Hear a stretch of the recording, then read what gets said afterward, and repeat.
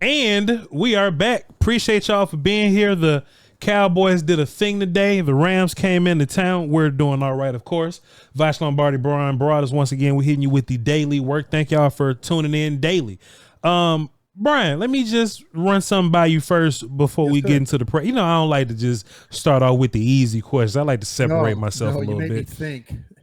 People ask me like, "Hey, you guys doing a show?" And every time they ask me, I'm kind of debating on saying no because I don't want to face your tough questions. Hey, man, that's what we do. That's what we do. Bryan Broaddus. Yes, sir. When our media friends and cohorts, they do a fantastic job, by the way. They was talking to Mike McCarthy 2 years ago, last year.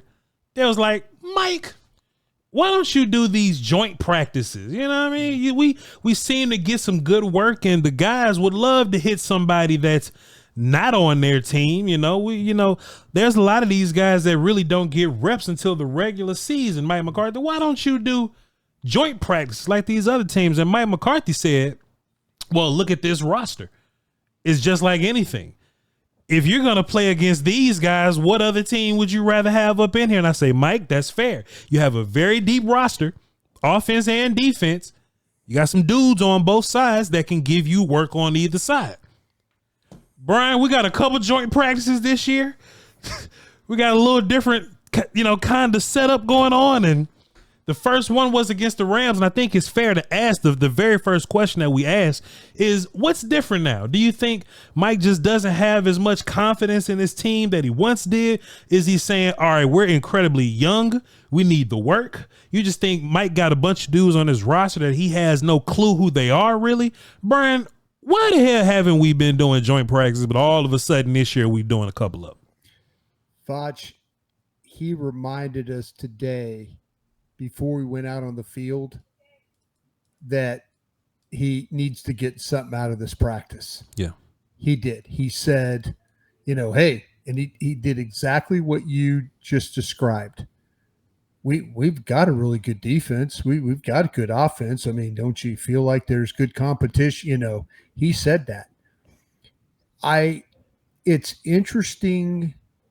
I think his relationship with Sean McVay helped here. He talked about that they had this thing buttoned up in June, and before they all went on vacation, and the coordinators were kind of talking back and forth. He might have been in a situation too where he's got some new coaches on his staff. Mike Zimmer, former head coach. I wonder if Mike McCarthy went to him or some of the others and said, hey, have a chance to work against the Rams this year. You guys interested in doing that? And he even brought up the fact that with the dialogue, there were some things that the Rams were able to, like the Cowboys requested, hey, could you do this for us? And then the Rams requested the same from the Cowboys. Hey, can you do this for us?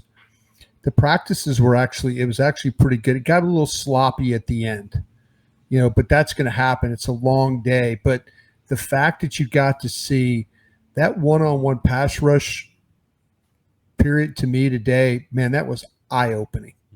And I don't mean that in a very positive way, other than if your last name is Ball or your last name is Beebe, because there were some reps by some of these backups that was like they had not been practicing since we've been here, where it was a little scary. Where I've been watching these backups and stuff on the second field do one-on-ones, and I think there's some good pass rushers on this football team. And I'm not saying the Rams are a great pass rushing teams. They've got, the Rams have got some guys that verse can get after it. Yeah. He ran over Awesome Richards. I mean, flat ran over him. And I'm trying to get around to your question here. I really am. Please. But I just wanted to say that practicing against the Rams, it gave him some good tape. It gave him if you're thinking that some of these backup guys and the technique, it was awful. It really was. And tonight it'll be up on DallasCowboys.com. I was myself, Kyle Yeomans were anchoring the coverage for that particular part of practice.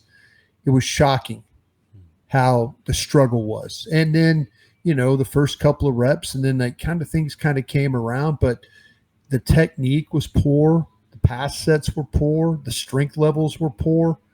It was a struggle. And a couple of them, like I mentioned, Ball, Beebe, those guys kind of figured it out.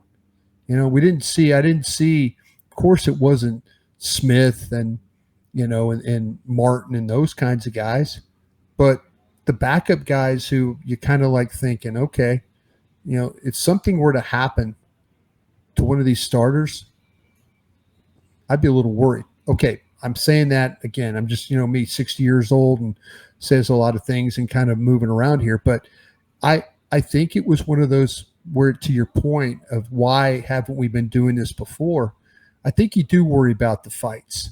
I think you do worry about guys pulling helmets off and swinging at each other and stuff like that. There was a couple little dust ups here, but they got past it and they were able to practice. I thought there was some really good work, but the film that they're going to be able to watch, this film and then the film they're going to get on Sunday, there'll be some good teaching film from them. And if you don't take the chance to work with another team, you're not going to get that film.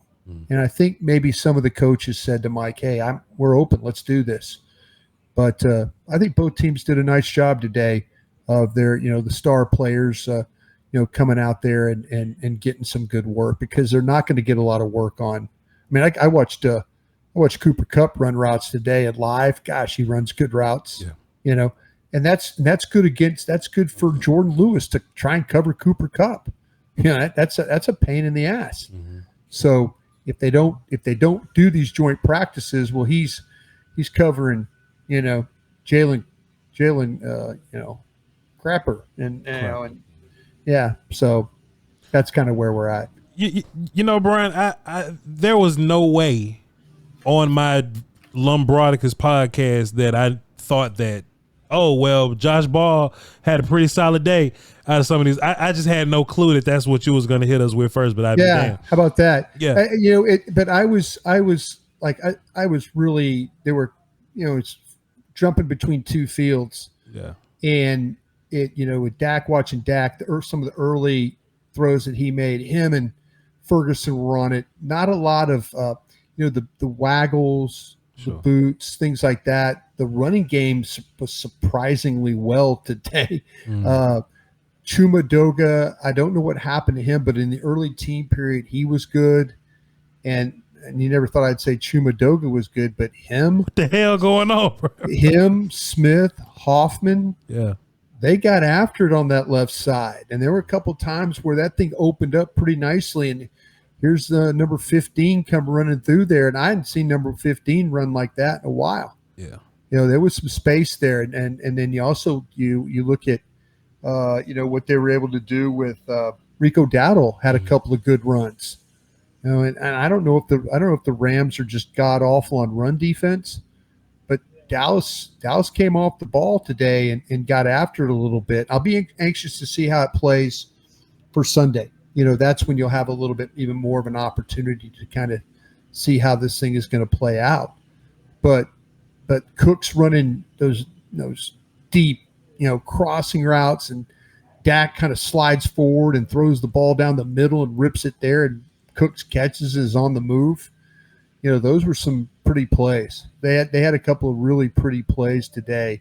But yeah, the whole thing with Ball, and I guarantee you, that wasn't on a lot of people's bingo cards. Yeah. But hopefully folks will take a look at, DallasCowboys.com tonight when training camp live practices come up, and I think you'll see what I'm talking about. There's a clip of Mozzie going around beating the hell out of somebody. I don't know who in particular it was, but Bryan Broaddus, let me just tell you, man, I've learned a lot of lessons with you, man. I'm almost scared to get excited when I see a positive Mozzie situation going on, because every time I've seen one, I come on the We're Doing All Right podcast and you go, yeah, Voch, that was one play. Mozzie wasn't good today. So I like to temper my expectations a little bit, right? So Bryan, did you see something from Mozzie? Because if there was a handful of guys that we were looking for today, it was guys like Brock Hoffman. It was guys like Mozzie. I didn't hear nothing from Guyton, so I'll listen to you on that. Didn't practice today. Okay, he Guyton did not practice. Yeah, he Okay. was part of individual, but did not take any reps. That must be a hell of a head cold, but chest cold. Yeah, lung, whatever it is. There was just a handful of guys that we were looking for, and I'm sure that you caught Mozzie a couple of times. So did you see anything from him? Yeah, I did not see that part of. I did not see Dallas one-on-one pass rush. I was on the offensive side of the ball. So the first time you just showed me that clip was the first time I saw Mozzie. Okay, I'm going to be honest about this because I am. I believe it. I believe that people need to hear the honest truth. I was down on the defensive end of the field when against Matt Stafford and the ones and all that were going. And there were plays where they had to run 6, 7, 8 plays in a row. And they weren't really rotating out. Mozzie was staying out there and working. And the longer he went, the worse he got. His conditioning, his stance, his getting out of the stance. Justin Rogers, I felt like in just watching, if we sat down and watched the film tonight, and maybe you'll see it, maybe they'll show it on. That was a damn good rep he had on one-on-one. Those are few and far between. You see one of those, and then you see 3 where he doesn't do anything. And I'm not trying to bury Mozzie Smith. I want Mozzie Smith to be successful. I really do. I want him to play. They need one techniques that can play. They need a nose that can play like he just showed. But when you watch the team periods, his technique, he gets tired. He gets lazy. His effort is poor. And here I am. I'm going to get clipped and killed for all this. But I guarantee you, if you're watching the same thing I am, you'll see it. And I made it a point, like, okay, he's going to go 6 straight plays here. Let's see how these plays look. Yeah. And, whereas Jacob Rogers, or excuse me, Justin Rogers, effort, trying to get there, trying to get off the ball, good in his stance, playing with his hands, not getting blocked. When he's getting blocked, he's trying to fight blocks. Mozzie got tired today. It was tough for Mozzie today. And and maybe I'm not going to make excuses for him. I'm not. They need him. Everybody's right. Micah Parsons said it the best. They need him to play. They need him to be like that clip you just played for me. And I saw for the first time, but I was on the other field and I was looking, okay, stack this, try and stack this, try and get over here. But the stance was poor. The get off was poor. Fighting the block was poor. He got tired because he had, and maybe it's one of those things where they put him out there down after down after down after down to try and build some toughness in the guy. Yeah, I wouldn't be surprised but that was a great rep that he had. But I didn't not the practices, not what I was watching in the team periods. They ran the ball at Kieran Williams, I think is how you say his name. Kieran Williams. He run it up inside there, and here we go. All right, so now we're looking for consistency from Mozzie. Since you didn't see that clip, I had like 9 or 10 of them pulled up for you, but I guess I could show you this Marshawn Nealon clip beating the hell out of whoever this is. I got one from Chauncey Golston beating the hell out of whoever that is. I got another one from Young Mozzie. Let me see. There's a different one beating the hell out of whoever that is. And I think there's a different one with Mozzie and Osa working gap exchanges and stuff. So there you go. We can. Hey, there. You know what? And that would have been good to see all the time when they went to team period. I mean, right there, that would have been when you're watching. When I'm watching Matthew Stafford, hand the ball off or throw the ball, and I'm watching Micah Parsons, I'm watching the linebackers get to the ball, I'm watching Overshown carry. They're trying to run a kind of a wheel route to the flat with the back, and who's carrying him? It's Overshown. I'm watching the Carson, the rookie corner, play left corner, then play right corner, get an interception. I'm watching him swing to the ball swings to the flat, or they try and run a screen. He drives on the ball, tackle for no gain. Okay. Those. Trust me, man. Listen to this. I've got more damn notes than I even know what to do with. You know, I sit there and take notes on these guys. You know, and I'm glad to see when they have some success. I really do. I don't want them to. I don't. It does me no good. It doesn't make me feel any better to talk about Mozzie Smith. Sure. But see, this is the problem. When you see that, you go, okay. There he is. Yeah. He's capable. There he is. That's a capable player. But then when you watch the team period, it's just, you could tell he was just not, his conditioning was poor and he just was not responding like he should be responding. Yeah. Okay. So, Mozzie's a guy that we're looking to do anything like that whole last draft class, you know, him, Schoonmaker. Viliami, we need them characters to do anything. You know what I'm saying? I just haven't been hearing anything from it. And maybe there's this desire from Cowboy Nation that we want those first and second round picks to like pay off. But damn, Carl Lewis. But this year's draft class is doing much better. You say Kayla Carson having a good. I saw your wide receiver, your 6th round wide receiver, Flournoy. I saw he even went up and made a Trey Lance threw the ball really well, and we've been critical of Trey Lance. He's gotten better the last several practices of throwing the ball to the outside of the numbers. And he caught Flournoy on a little bit of like a corner route. It went to the sidelines, threw it over the top of the defender, and Flournoy went up and made a really nice catch, got both feet down out of bounds, but it was a beautiful ball. I was standing at the end, so they're throwing the ball at me. And, I thought, oh, geez, he floated it too much. And it came down right on the spot where Flournoy went straight up and got it. So, really good for Flournoy to get out there and be a part of some practice today. Are you going to show it to me right here? Yeah, this looks like it's it right here. Yeah, okay. He's going to float this thing. Yeah. It's right there. Yeah. I'm thinking, I was thinking he put too much air on it. Too much air. But you look at the route, look at that right there, the break, and now the ball's there on the break. So good job, Flournoy. He hasn't practiced a whole hell of a lot, but for him to be out there, that's good. I mean, for a while there, I thought, hey, okay, here we go. Just go ahead and waive him and put him on the practice squad. That kind of thing. But he's at least has an opportunity now to keep practicing and compete in these preseason games. And because like I said, Cropper, those guys are trying too. Those guys are making plays. Yeah. They're showing up every day. Well, let's get into some veterans then, Brian. Well, what do you think about Zimmer's defense today? Because this is like a first look of us getting to see him versus everybody else. And you put something on my mind, Brian. Earlier, you was like, Mike McCarthy said this.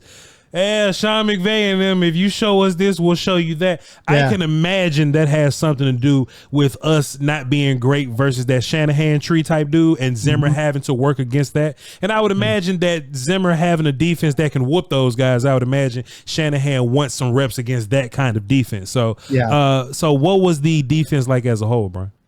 I felt like there was nothing really superly exotic. There was some inside blitzes, which we've seen from Mike. We've seen the linebackers come.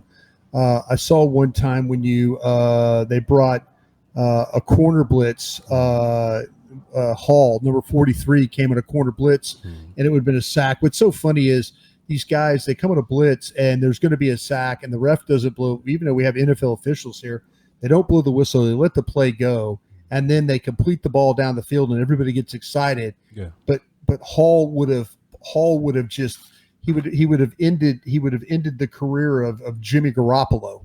You know what I'm saying? Yeah. I mean, he would have hit Jimmy Garoppolo in the back, and now Jimmy's once again hurt. Yeah. So it's Mike. The pressure. It was Parsons did a really nice job today with the rush. Tank did a nice job with the rush today.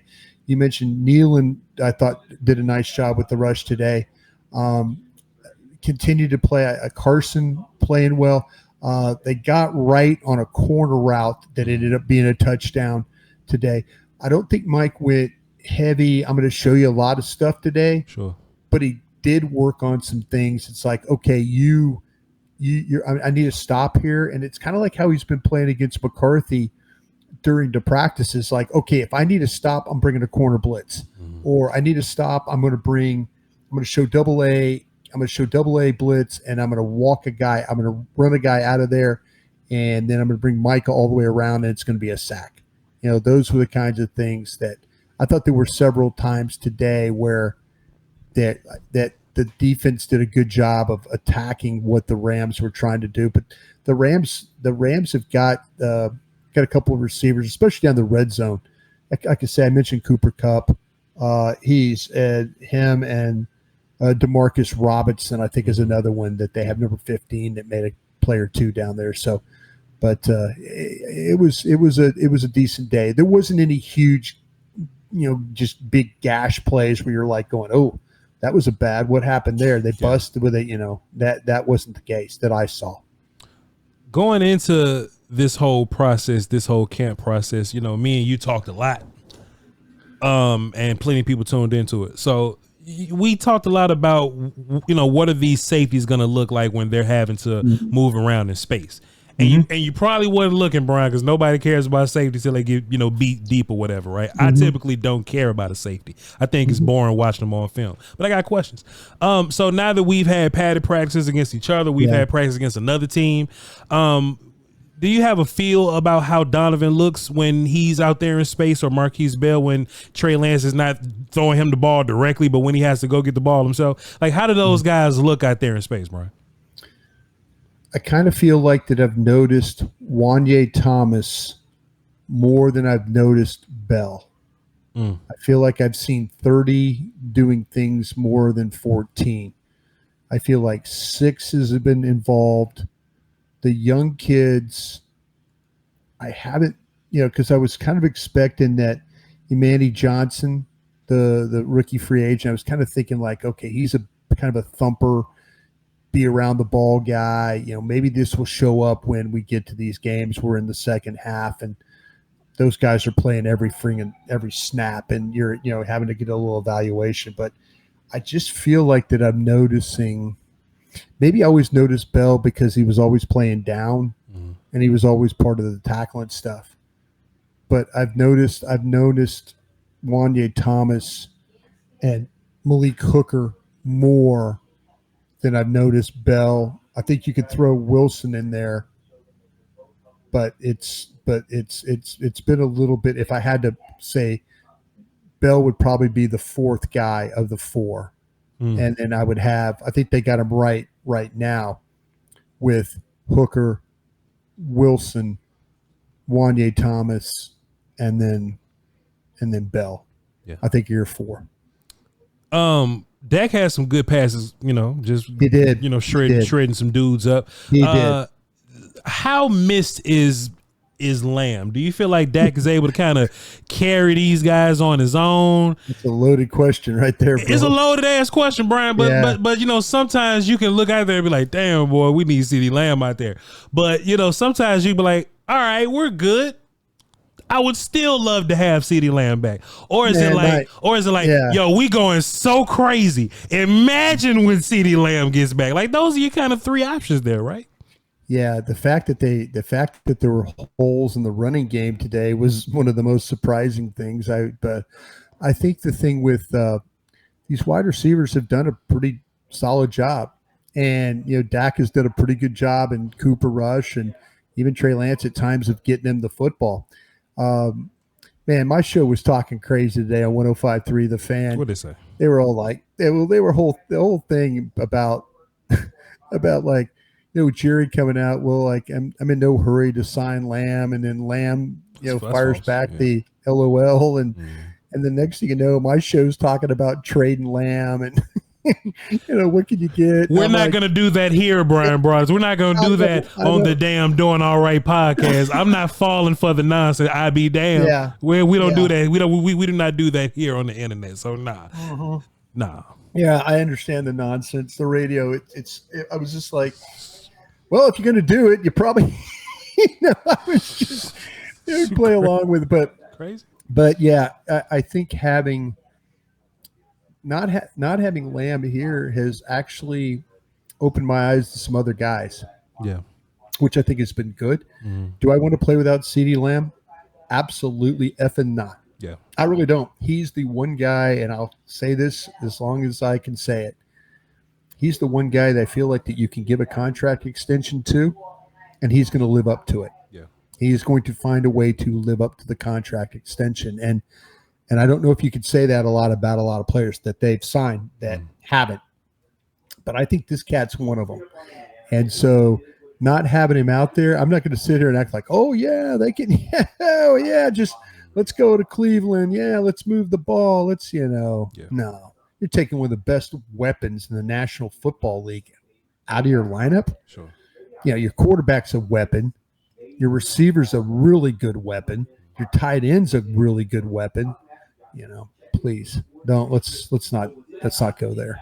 One last thing, Bryan. Do you think that this usage of Cooks is going to carry over into the season? Because we can talk all we want. Like, hey, we're going to throw the ball to Cooks.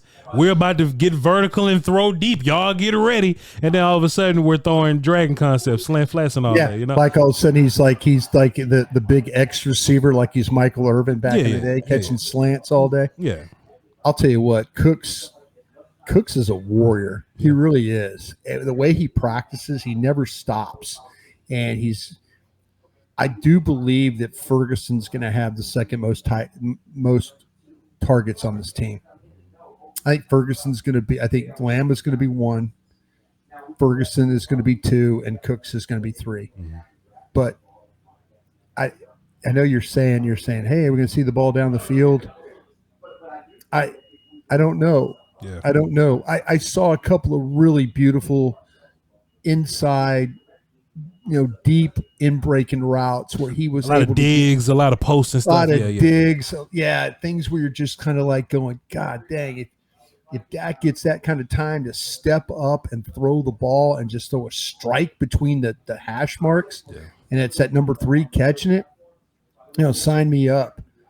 But I always hope. I mean, there's creative ways to get him open. I've seen him every time they play the Commanders. It seems like he starts on the right side of the formation and runs completely through the secondary, going all the way to his left, and nobody's covering him, and they throw him the ball for a huge play. Yeah. And I'm like, well, where was that in week 3 or week 5 or week 6? Why do we wait until the Commanders game where they lose guys in coverage that we're gonna do that? But I still think it's Ferguson's going to be the second most targeted guy. He's just such a guy. He's a good player. He just today out there running routes. The Rams really didn't have a great answer for him catching the football. Him and actually your guy too, John Stevens, had a pretty decent day catching the football as well. I heard about that. Yeah.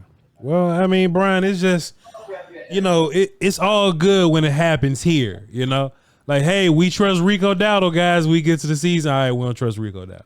All right, we're going to get Brandon Cooks. All right, we're not. What I'm saying? Yeah, Rico Dowdle.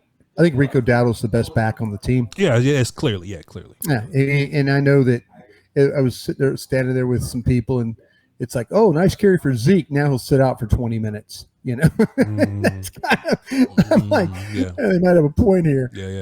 But yeah, they Rico, you could see the explosiveness with him. You really can. So I'm hopeful, I guess, like everybody else is. Brock Hoffman is a notorious hat on hat guy, man. How about that? He doing all right, man. He's not and this is what I hate about Sitters. I was watching him with I don't think he's always going to get. And I'm sorry, I interrupted you. No. Time today, please. This is your show. Like I haven't talked for 7 hours already today. The thing with Brock Hoffman, you always kind of think, is he able to get to the second level? There were a couple times where him and BB both. They got out so quick, they overshot the guy and had to kind of adjust back. And I was thinking, are the damn Rams just that bad where they let the center go running up and and overshoot the linebacker and then come back to block? Yeah. So it's but hey, good for BB. Like I hope everybody takes the opportunity to look at DallasCowboys.com tonight. catch that video, those breakdowns, because you'll see exactly what I'm talking about. Let me just tell you what just weirds me out about Hoffman a little bit, because I used to do this all the time. Hoffman, like I said, he's a notorious hat on hat guy, but he loves to fall down on somebody that's fallen down already. Yeah, and that makes it look. He's a takedown guy, and that makes him look real good, man. Like, you know, and we'll go watch BB or something, and BB getting some real, and it sucks, right? Because Hoffman gets Tyler Smith, and Tyler's a gangster, and damn, Cooper Beebe get like TJ Bass and Josh Ball, and they just gotta figure it out, man. But BB actually out here moving people a little bit, and I love it. And Hoffman is a notorious hat on hat guy, but he'll fall on you if you.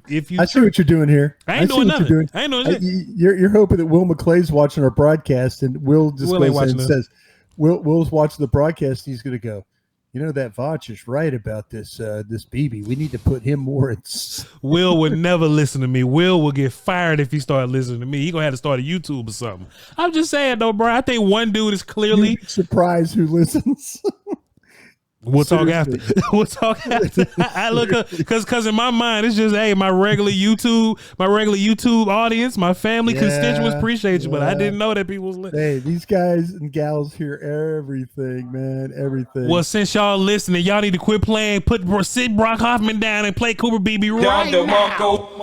Right now. Don DeMarco. There we go. Yeah. Bryan Broaddus, thank you so much, man, for doing your favorite show of the day. I appreciate you, man. I do. Man, this is one of my favorite shows of the day, and thanks to everybody out there that's following along with us. And I do have fun. I do have fun working with you, my friend. And hopefully, like I say, hopefully we educated some folk today. But again, I encourage you, do the best you can to get any kind of clips you can. Take advantage of that. Watch. I know DallasCowboys.com.